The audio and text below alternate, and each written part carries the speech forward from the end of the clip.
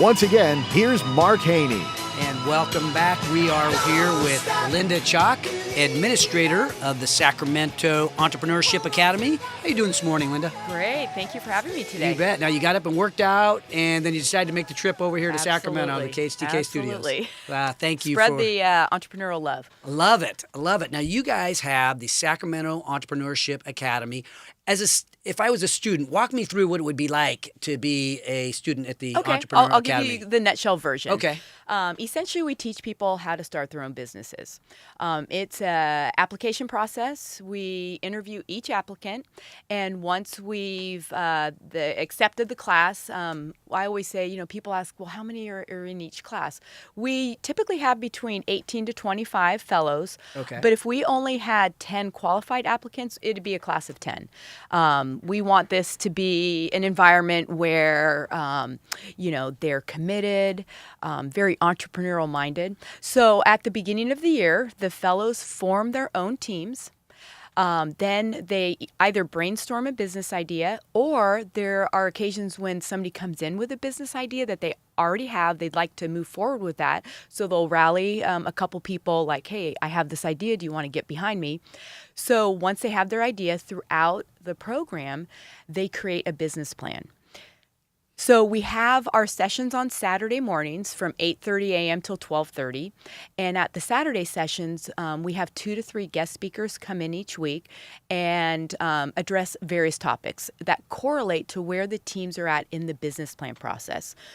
So as an example, in the beginning, one of the first sessions, we have team building, because that is such an important component of that can be actually one of the most challenging aspects of the program is the team work, because we have a lot of chiefs in the program. Well, how many of these, sorry to interrupt you, how many of the people, the students, already own their own business? Because they're doing a fictitious business. How many of them are already dealing with real world struggles in their own business? There's about 50% working professionals, 50% students or recent graduates. And I would say a handful that have either already had a business or are own a business when they submit their application. Okay, so they're active in business when they come in. Otherwise, they're not qualified. Okay. No, it's not that they're not qualified, because we recruit from Sac State and UC Davis, and it'll be fourth year to recent graduates. A lot of those folks have not had entrepreneurial experience in regards to starting a business.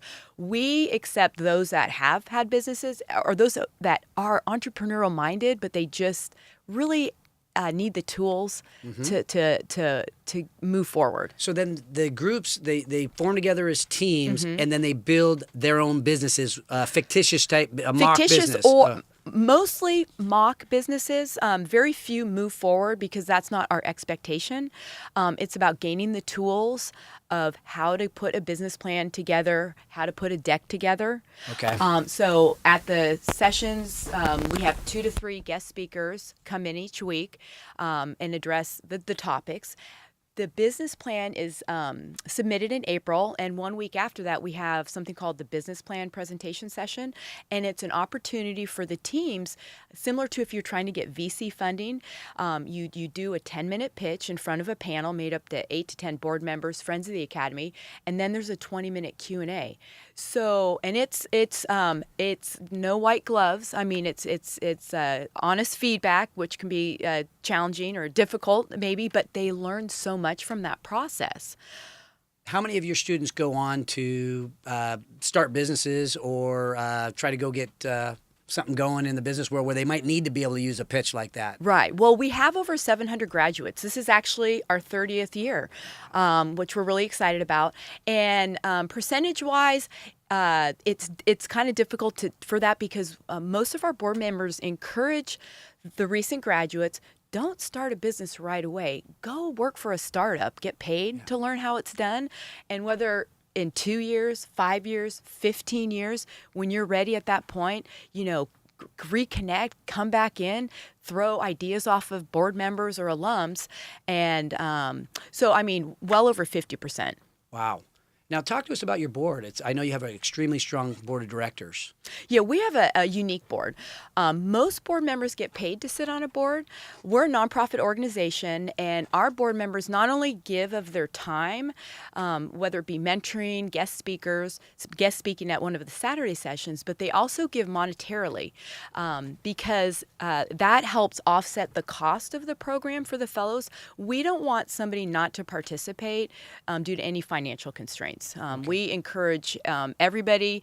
We've had students, can be a struggling time, and our tuition is what we expect from the fellows is $495, and that can be challenging for some folks. And we're like, we take payments. We will make it work. We want you to be a part of this organization if you're, you're entrepreneurial minded and have that enthusiasm and commitment.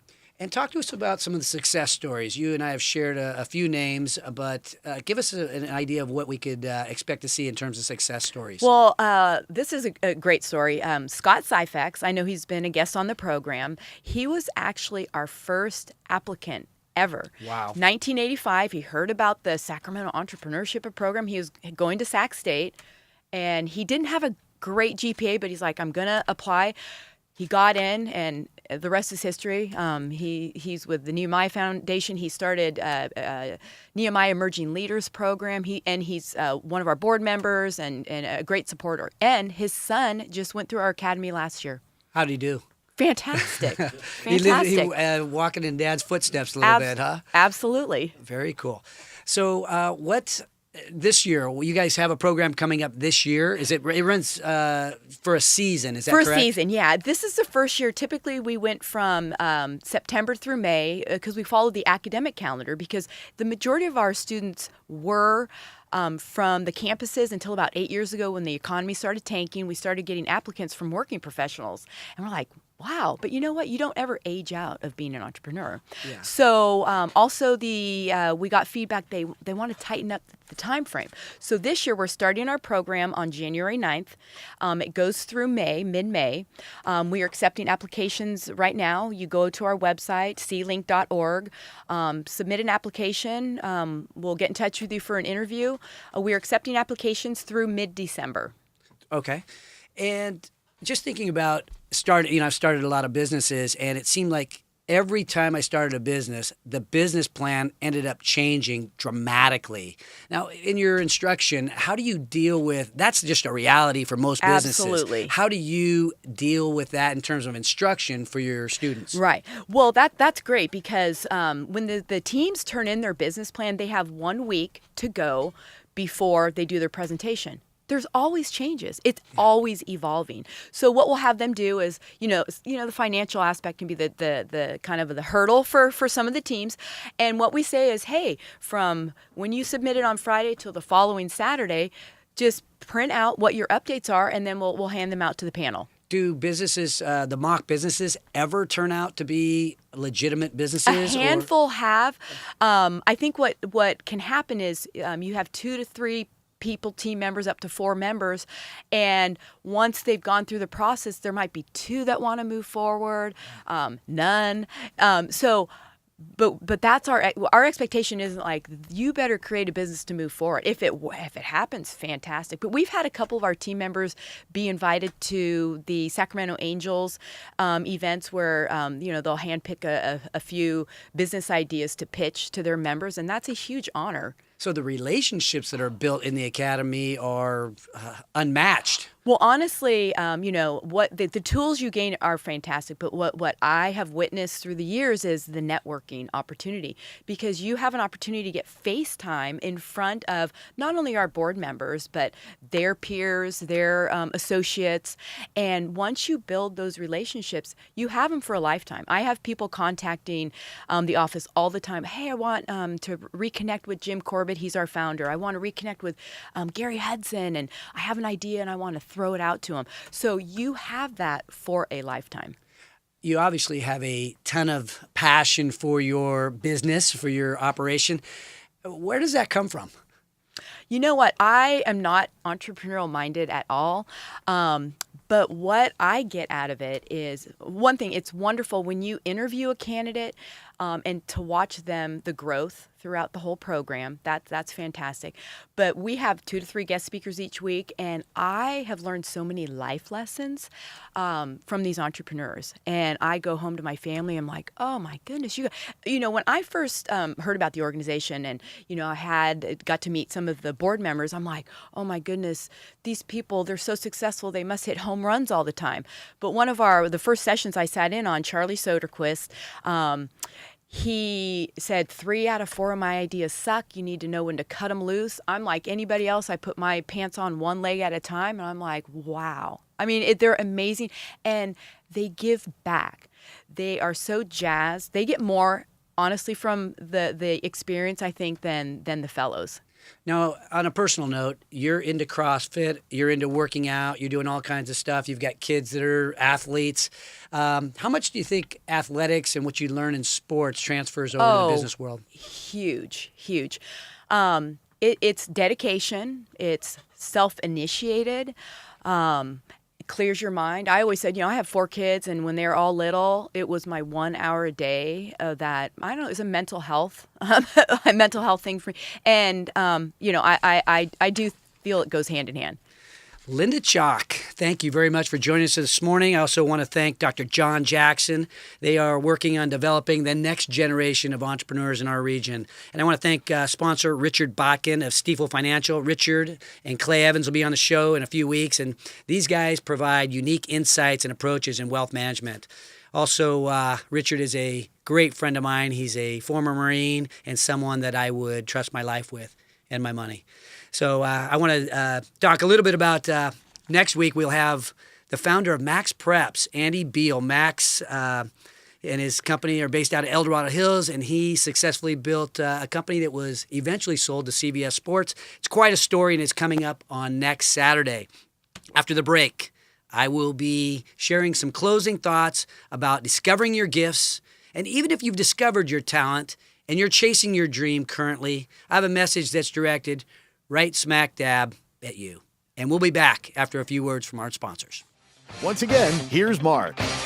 We were talking about our purpose in life and our gifts and our talents and how crazy it is that sometimes we waste that talent. And a few things I know for sure.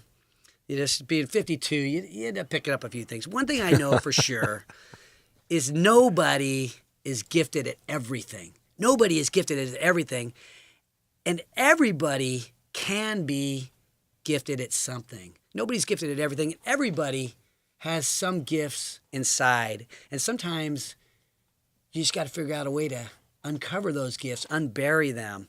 And the other thing I know for sure is that to whom much is given, much is expected. And I think that ties back to the story that we heard at the beginning about the talents, and that, if you have more talent, more is expected of you. And I think we probably ought to expect it of ourselves as well. But there's a lot of people, including myself, that we're still in that discovery phase. We're still trying to decide and discover, unbury what our real gifts are, what our strengths are. And some of you guys you got it together. You look in the mirror every morning, you go like, that guy is a stud, right? That guy is a bona fide stud. You look in the mirror, Tom, you probably say that every morning. Daily, absolutely. You know what your talents are. You can see the strengths. I mean, you've got the charisma, you've got the self-discipline, you're mechanically inclined, you're extremely persuasive, you're the most athletic person I know. No, I'm not talking about you. I know you're not. I wish you were. Talking to our listeners. But some of you guys know where your strengths lie, and you're taking those steps. Our good friend, Uriah Faber, he is a competitor, right? But he was born to compete. But not only does he compete, he goes out and he continues to challenge himself and to test his limits beyond MMA, right? Beyond the ring, he's doing different ventures and chasing an acting career. And I think that's what we have to do is in order to be completely satisfied with who we are and discover really who we are, we've got to test those limits. And I think some of us don't know yet, though, right? There are some of us that just, we don't know. So I guess if you don't know, here's my advice to you. Here's what I am trying to do in my life. I'm listening for the love, right? I'm listening for what's in my heart, right? What do I love to do? I listen for that love, and it's like that's got to be my guiding light a little bit, right? I listen to when I get a pat on the back when my son says, "Yeah, Dad, that's good," and I gravitate toward that. I listen for that love, and the love may come from your customer, the love may come from your boss, the love is probably going to come from the people you respect the most in your life. So I would say, listen for that love, embrace that love, and go that direction. Your gift lies somewhere in there. If someone tells you you have charisma, believe them. If someone says, you know what, that's definitely a strength of yours, Tom, listen to that, because I think if it's the people that care about you, then it's worth listening to. And I think your purpose in life and your gifts and your talents lie somewhere in that realm. And what I would challenge all of you guys to do is Thanksgiving approaches. All you entrepreneurs that know where they want to be, they're chasing their dream, they're on track. And with it being Thanksgiving, so think back, somewhere along the line, someone reminded you of where your strengths were, and you started navigating. So maybe it's incumbent on those of us who know a little bit more the direction we're going to share, to recognize some strengths in some other people, to recognize other people's gifts, and let them know. Let them know before it's too late. Let them know while you have the chance, real time, when the emotions are high, when they're getting ready to give that emotional speech, when they're getting ready to play a big game. Let them know what you see as their strengths. It may be perseverance, it may be charisma, it may be innovation. But I thank God for the gifts that I've been given, and I hope I can share whatever I have with all of you. God bless all the entrepreneurs, and God bless America. The night.